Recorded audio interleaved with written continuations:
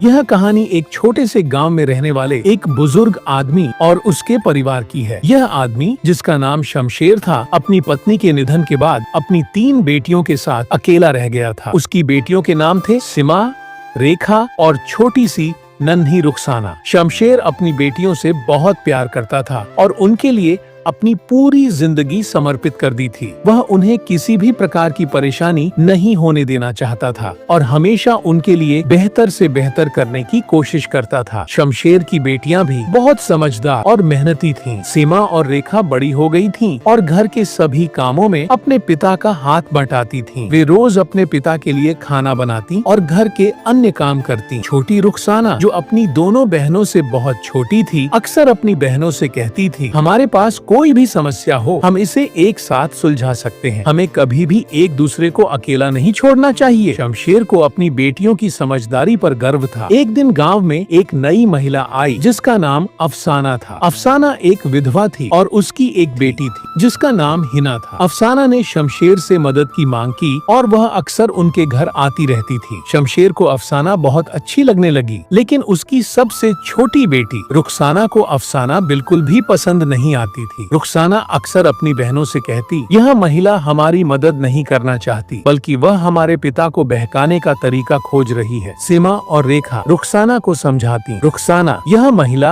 हमें नुकसान नहीं पहुंचाएगी, वह हमारी मदद करने आई। लेकिन रुखसाना की चिंता हमेशा बनी रहती थी। कुछ दिन बाद शमशेर ने अफसाना से शादी कर ली और उसे घर ले आया। घर में अफसाना की एंट्री के बाद शमशेर की बेटियों का जीवन धीरे धीरे बदलने लगा। अफसाना ने उन्हें घर का काम करने के लिए मजबूर किया, जबकि उसकी अपनी बेटी हिना को आराम दिया जाता। शमशेर की बेटियां परेशान होने लगी, लेकिन वे चुप रहीं। रुखसाना का दिल और भी जख्मी हो गया था, क्योंकि वह जानती थी कि अफसाना कुछ न कुछ तो करना चाहती है, जिससे वह और उसकी बेटी इस घर में राजा की तरह रहे। रुखसाना ने सोचा कि कुछ करना पड़ेगा, नहीं तो उसकी बहनें और वह खुद परेशान हो जाएंगे। एक दिन रुखसाना जंगल में गई और वहाँ उसने एक साधु से मुलाकात की। साधु ने उसे बताया, तुम्हारी समस्या का हल तुम्हारे अंदर ही है, बस तुम्हें अपना आत्मविश्वास और साहस जगाना होगा। रुखसाना ने साधु से अपनी परेशानी बताई और साधु ने उसे एक मंत्र दिया, तुम्हारे हौसले से ही तुम्हारा भाग्य बदल सकता है। यह मंत्र सिर्फ तुम्हारी मदद करेगा अगर तुम सच्चे दिल से इसे अपनाओ। रुखसाना ने साधु की बातों को समझा और घर वापस आ गई। उसने अपने बहनों को बताया कि अब वह अफसाना और उसकी बेटी के खिलाफ कुछ कदम उठाएगी। वह अपनी बहनों से कहने लगी, अब हमें अपनी समस्याओं का समाधान खुद करना होगा, हम किसी पर भी निर्भर नहीं हो सकते। उसकी बहनें शुरू में घबराई, लेकिन बाद में वे रुखसाना के साथ खड़ी हो गईं। रुखसाना ने अपनी बहनों के साथ मिलकर अफसाना के सारे काले धंधे और साजिशों का पर्दाफाश किया। अफसाना का असली चेहरा सबके सामने आ गया और शमशेर को इस बात का एहसास हुआ कि उसकी बेटियां ही उसकी असली ताकत हैं। उसने अपनी गलती मान ली और अफसाना को घर से बाहर निकाल दिया। रुखसाना की मेहनत और समझदारी ने न केवल उसके परिवार को सुकून दिया, बल्कि उसने अपनी बहनों और पिता को यह सिखाया कि परिवार में प्यार और एकता सबसे महत्वपूर्ण चीज होती है। इस तरह शमशेर और उसकी बेटियों का जीवन फिर से खुशहाल